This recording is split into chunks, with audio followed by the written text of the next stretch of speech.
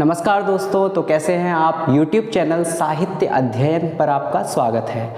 और आज इस वीडियो के अंदर हम क्या करने वाले हैं, देखिए हम पिछले वीडियो में आदर्श प्रश्न पत्र अर्थात मॉडल क्वेश्चन पेपर जो कि हम संस्कृत का सॉल्व कर रहे थे, उसमें हम प्रश्न क्रमांक 1 देख चुके हैं, जिसमें पहला प्रश्न था उचित विकल्पम चित्वा लिखत, सही ऑप्शन को चूज करके हमें लिखना था। अब हम इस क्वेश्चन पर आए हैं जिसमें प्रश्न क्रमांक 2 है शुद्ध वाक्यानाम समक्षम आम, अशुद्ध वाक्यानाम समक्षम न इति लिखत, अर्थात जो शुद्ध वाक्य हैं, जो राइट सेंटेंसेस हैं, जो सही हैं, उनके आगे हमें आम लिखना है और जो गलत वाक्य हैं उनके आगे हमें न लिखना है। आम का अर्थ है हाँ और न का अर्थ है ना। तो हमारे सामने कुछ कथन दिए हुए हैं जो ग्रामर से रिलेटेड हैं, व्याकरण से संबंधित हैं, जिनमें से आइए हम देखते हैं कि पहला प्रश्न क्या है। तो पहला प्रश्न हमारे सामने है गमिष्यति इत्यस्मिन् पदे लट लकारः अस्ति, यानी कि गमिष्यति जो शब्द है क्या उसमें लट लकार है। हमारे सामने कथन दे रहे हैं कि गमिष्यति इत्यस्मिन् पदे, गमिष्यति इस पद में, शब्द में लट लकारः अस्ति, लट लकार है, यानी जो गमिष्यति शब्द है क्या उस पे वर्तमान काल है। तो गमिष्यति शब्द एक ऐसा शब्द है जिसमें लगा है इष्यति। इष्यति जब कहीं किसी भी धातु में लग जाता है तो हमें ये याद रखना है कि वो धातु वर्तमान काल यानी लट लकार की नहीं होती, बल्कि भविष्य काल यानी लृट लकार की होती है। तो आप अगर गम धातु के रूप देखेंगे तो गम धातु के अगर लट लकार में रूप देखेंगे तो किस प्रकार से बनेंगे। यहां हम शॉर्ट में लिखते हैं एक वचन, द्विवचन और बहुवचन, प्रथम पुरुष, मध्यम पुरुष और उत्तम पुरुष। गम धातु लट लकार में बनेगा गच्छति, गम जो है गच्छ में बदल जाता है, फिर गच्छतः और फिर गच्छन्ति। ऐसे ही मध्यम पुरुष में आएगा गच्छसि, गच्छथः और गच्छथ। उत्तम पुरुष में आने के बाद गच्छामि, गच्छावः और गच्छामः। इस प्रकार से ये लट लकार के गम धातु लट लकार में हमने कर लिए। तो लट लकार में यहाँ पे कहीं भी आपको गमिष्यति दिख रहा है क्या? नहीं दिख रहा। तो गमिष्यति नहीं दिख रहा यानी गमिष्यति जो शब्द है वो लट लकार का नहीं है। हमें कथन बोल रहे हैं कि गमिष्यति इत्यस्मिन् पदे लट लकार अस्ति, गमिष्यति इस पद में लट लकार है, तो लट लकार तो नहीं है। तो इसीलिए इसका उत्तर हो जाएगा ना। इसका हम उत्तर क्या लिखेंगे? ना। अब अगर हम गमिष्यति शब्द को पहचाने कि गमिष्यति किस लकार में आएगा, तो कहीं भी किसी भी धातु में इष्य लगा है तो वो धातु होती है लृट लकार की। कौन से लकार की होती है? लृट लकार। अब आप सोचेंगे लृट लकार के किस प्रकार से बनेंगे, तो गम धातु लट लकार में गच्छ बनकर प्रयोग की जा रही थी, लृट लकार में वापस से इसका प्रयोग गम बनकर होगा। अगर हम यहाँ डाल लें एक वचन, द्विवचन और बहुवचन, और यहाँ हम डाल लें प्रथम पुरुष, मध्यम पुरुष और उत्तम पुरुष, तो बनेगा गमिष्यति, गमिष्यतः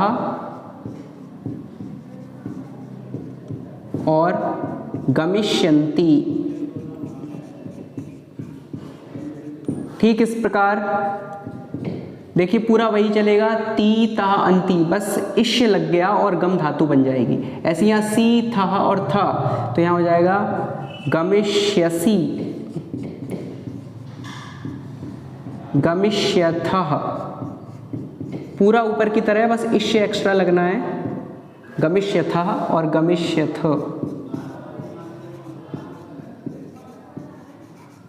ठीक इस प्रकार उत्तम पुरुष में गच्छामि था, तो यहाँ पे भी आमी लगेगा, बस क्या हो जाएगा,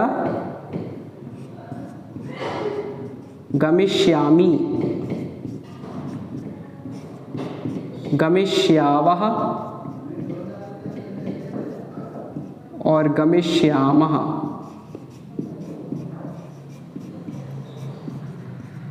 इस प्रकार से ये बहुवचन हो गया, द्विवचन और एकवचन। ये हमारी पूरी की पूरी टेबल कौन सी बन गई, गम धातु का हमारा बन गया ये लिट लकार। अब आप देखिए प्रश्न में जो गमिष्यति शब्द दिया गया था वो कहाँ से था, गमिष्यति, गमिष्यति कौन से लकार से था, लिट लकार। लिट लकार यानी भविष्यकाल, भविष्यत काल। तो ये भविष्यत काल तो था नहीं, है ना। तो यहाँ पे पूछा गया लट लकार, तो लट लकार में कहीं भी गमिष्यति आ रहा है क्या, नहीं आ रहा, तो उत्तर है ना। ठीक है, लट लकार का मतलब होता है वर्तमान काल। चलिए, तो हमने यहाँ पर पहले प्रश्न को उत्तर को डिफाइन कर लिया कि किस प्रकार से गमिष्यति जो है लिट लकार का शब्द है, जबकि लकार, तो इसका उत्तर होगा ना, यानी नहीं। गमिष्यति इत्यस्मिन् लट लकार अस्ति, गमिष्यति इस शब्द में वर्तकाल है, तो उत्तर है यानी नहीं। आइए प्रश्न देखते हैं, याचतु इत्यस्मिन् पदे लकारम् अस्ति।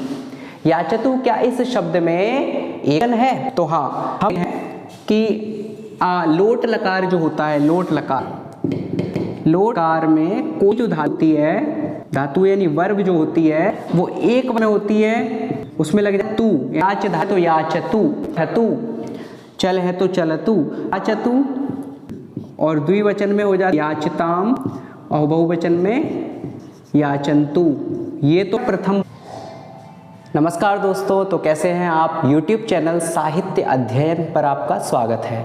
और आज इस वीडियो के अंदर हम, तो ये तो प्रथम पुरुष हो गया, इसी प्रकार से मध्यम पुरुष और उत्तम पुरुष भी होता है। तो चूंकि हमसे केवल इतना पूछा है कि याचतु इत्यस्मिन् पदे एकवचनम् अस्ति, क्या याचतु इस शब्द में एक वचन है, तो हाँ याचतु शब्द में एक वचन है। फिर याचताम में द्विवचन, याचंतु में बहुवचन, है ना।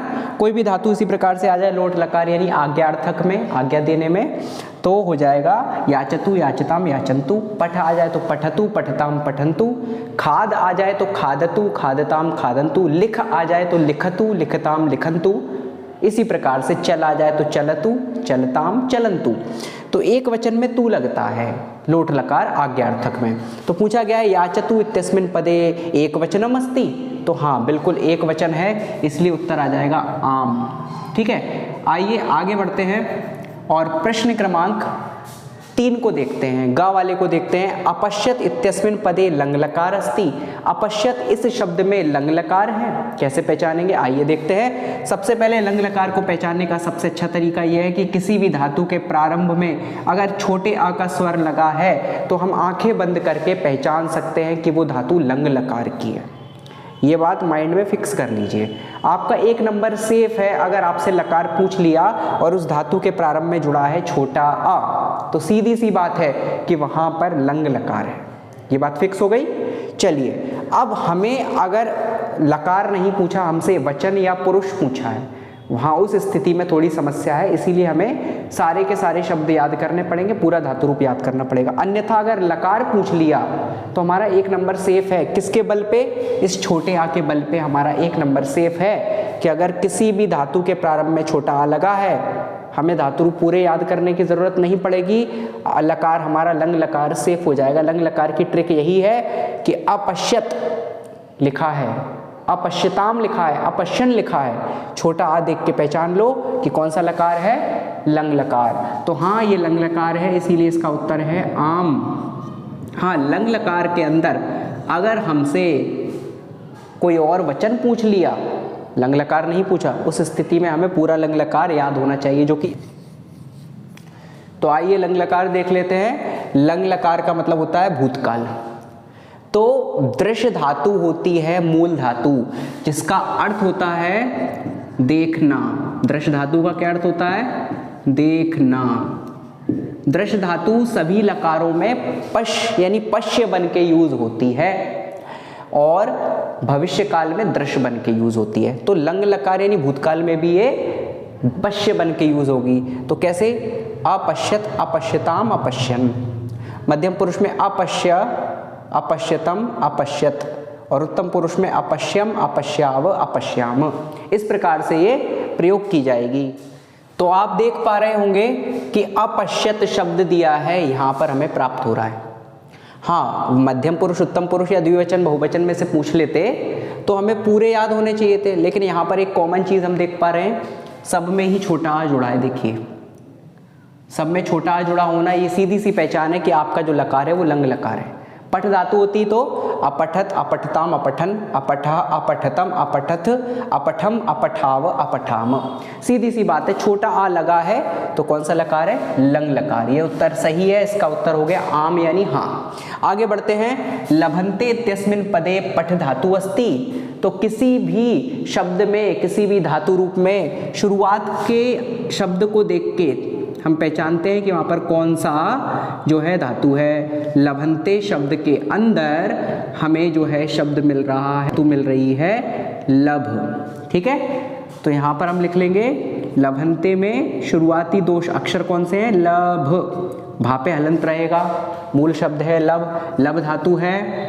और हमसे बोल रहे हैं कि लभन्ते इत्यस्मिन् पदे पठ धातु अस्ति। पठ तो है ही नहीं, है ना। पहली बात तो लभन्ते जो है वो परस्मै आत्मनेपदी धातु रूप है। लभते, लभेते, लभन्ते। ठीक है, मध्य। और जो पठ धातु है, पठ धातु परस्मैपदी धातु है। पठतु, पठती, पठता, पठन्ति। तो पहली बात तो अगर इसको भी अगर आप आत्मनेपदी की तरह प्रयोग करो तो पठते, पठेते, पठन्ते। तो इस तरीके से लव तो आना ही नहीं चाहिए। यहाँ आ रहा है लभन्ते, तो सीधी सी बात है जो लभन्ते है वो लव धातु है, पठ धातु का तो उसमें काम ही नहीं है। तो इस प्रकार से लभन्ते इत्यस्मिन् पदे पठ धातु अस्ति, इसका उत्तर होगा आपका ना। यानी लभन्ते शब्द में पठ धातु नहीं है, बल्कि लभन्ते शब्द में लभ धातु है। चलिए आगे बढ़ते हैं। प्रहारः इत्यस्मिन् पदे प्र उपसर्ग अस्ति। प्रहार जो शब्द है उसमें प्र उपसर्ग है। तो देखिए शुरुआत, तो देखिए किसी भी शब्द के प्रारंभ में जुड़ने वाले शब्दांश उपसर्ग कहलाते हैं, जो कुछ विशिष्टता ला देते हैं उस शब्द के। तो लिखा है प्रहारः इत्यस्मिन् पदे प्र उपसर्ग अस्ति। प्रहार जो शब्द है उसमें प्र उपसर्ग है, उप यानी शुरुआत में, सर्ग यानी जुड़ने वाला। तो बिल्कुल सही बात है, प्रहार शब्द में जो प्र है वो उपसर्ग है, तो इसका उत्तर हो गया आम। हाँ, प्रहार जैसे ही कई शब्द हो सकते हैं, जैसे प्रमोद, प्रसार। ठीक है, इसी प्रकार से जो शब्द हो सकते हैं,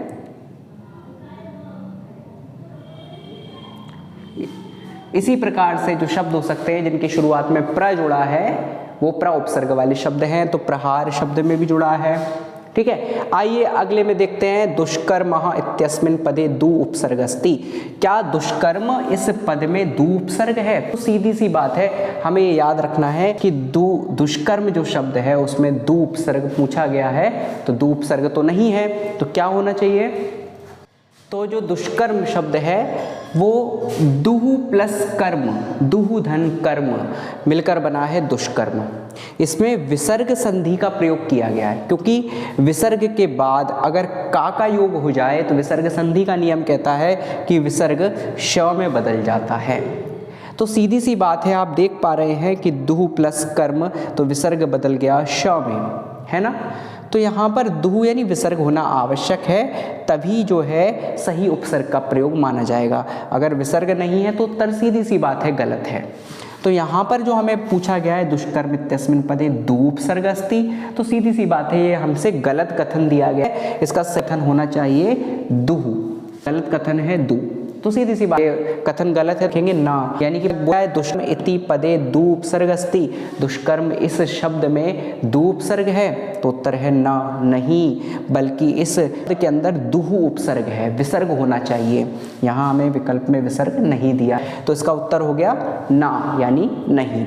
चलिए, इस प्रकार से हमने ये सभी प्रश्नों को डिफाइन करके अच्छे से समझा कि किसमें कौन सा उपसर्ग होना चाहिए, किसमें कौन सा उपसर्ग नहीं होना चाहिए, किसमें कौन सा तो होनी चाहिए, नहीं होना चाहिए, किस कथन में लकार सही है या लकार है, कौन सा लकार होगा, कौन सा नहीं होगा।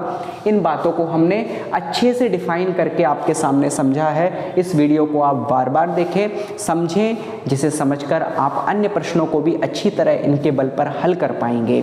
और अपने साथ साथ अपने अन्य फ्रेंड्स को भी शेयर करें, अपना भी भला करें, दूसरों का भी भला करें, अपने फ्रेंड्स की भी हेल्प करें, साथ ही साथ हमारा भी सपोर्ट करते रहें और इस चैनल को सब्सक्राइब कर वीडियो को लाइक कर दें, जिससे हम आगे वीडियो के लिए प्रेरित होते रहें। साथ ही आप इस चैनल के साथ जुड़िए, आगे आने वाली वीडियो आपको मिलते रहें। थैंक यू सो मच, बहुत धन्यवाद।